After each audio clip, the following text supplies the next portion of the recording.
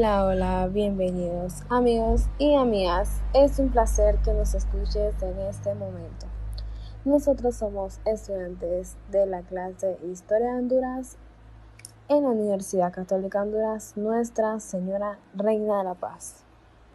Bien, como lo saben, nuestro podcast quiere ser para todos un pequeño espacio de información en donde nos detenemos a reflexionar sobre la historia de nuestro país, siempre en torno a una temática en particular. El día de hoy les vamos a hablar sobre la República Federal de Centroamérica. A partir de este momento, Centroamérica iniciará el camino hacia su ruptura como unidad política. Las rivalidades entre Guatemala y las provincias recobran fuerza, comenzando con el desacuerdo en torno a definir la sede del gobierno federal, Guatemala o San Salvador. La labor del triunvirato sería preparar junto a la Asamblea la transición hacia el nuevo régimen, mientras se elaboraba la Constitución Federal y se elegía al presidente federal. Una de sus primeras medidas fue la abolición de la esclavitud en 1824. En ausencia de Arce, quien se encontraba en Estados Unidos, al ser electo miembro del triunvirato. Valle es quien elabora las principales iniciativas y proyectos, preocupado por satisfacer las necesidades educativas de la nación y combatir el analfabetismo, encargado de traducir la educativa Trances del Relender. Además, la necesidad de agenciar ingresos especiales al Estado, como el monopolio del tabaco, para financiar su propuesto. Sin embargo, el Congreso adversario muchas de sus políticas, objeto de mantener inafectados los intereses de los estados. Estos no contribuían adecuadamente con sus cuotas tributarias para el sostenimiento de la nación.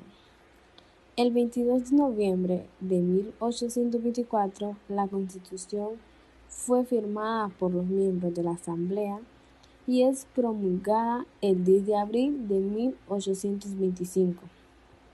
Investiga la autoridad ejecutiva de un presidente, llamaba a la formación de un legislativo bicameral, Congreso y Senado, y ponía una Corte Suprema a la cabeza del Poder Judicial, de acuerdo a Bunganter.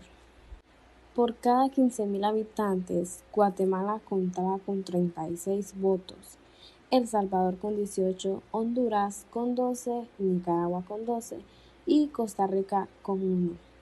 Cuando se contaron los votos el 20 de abril de 1825, Valle recibió 41 votos y Arce 31. Segundo periodo, dice que este es el periodo en el que el gobierno federal procura profundizar medidas de corte liberal.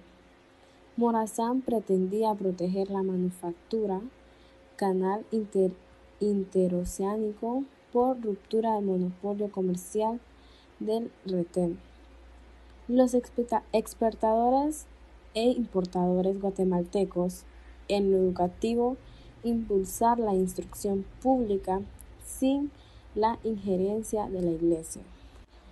Con la economía arruinada y la deuda federal aproximándose a 5 millones de pesos, la República ni siquiera podía pagar sus gustos administrativos normales, ni sus obligaciones con los acreedores extranjeros, cuyos préstamos fueron, en parte, despilfarrados por Arce. Morazán gobernó Centroamérica en 2 periodos consecutivos. El segundo, de 1834 a 1838, fue posible debido a la muerte de Valle en marzo de 1834. A pocas semanas de conocerse de su victoria electoral sobre Morazán, la Constitución permitía al segundo candidato más votado, Morazán, a asumir la vicepresidencia. La muerte de Valle permitió la continuidad de aquel en la presidencia federal. 1839, Honduras, Nicaragua y Costa Rica firman un pacto de naturaleza defensiva-ofensiva contra lo que denomina la dictadura de Morazán, debido a que no se habían practicado elecciones para la presidencia y para la nueva legislatura federal a fines de 1838. La federación desaparece legalmente en febrero de 1839.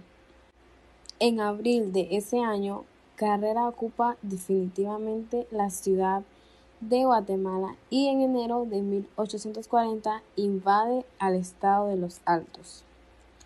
Morazán, que es derrotado en el intento de auxiliar a ese bastión liberal, marcha al exilio en Sudamérica después de dejar la jefatura de su estado en El Salvador.